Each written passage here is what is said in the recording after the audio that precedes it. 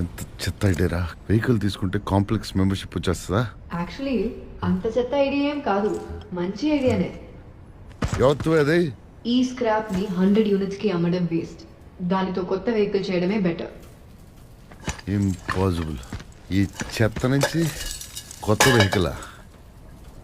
నీకు ఇంపాసిబుల్ ఏమో, నాకు కాదు.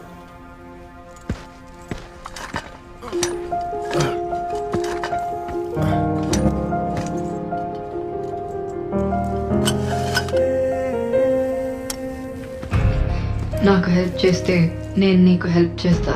నువ్వెవరు?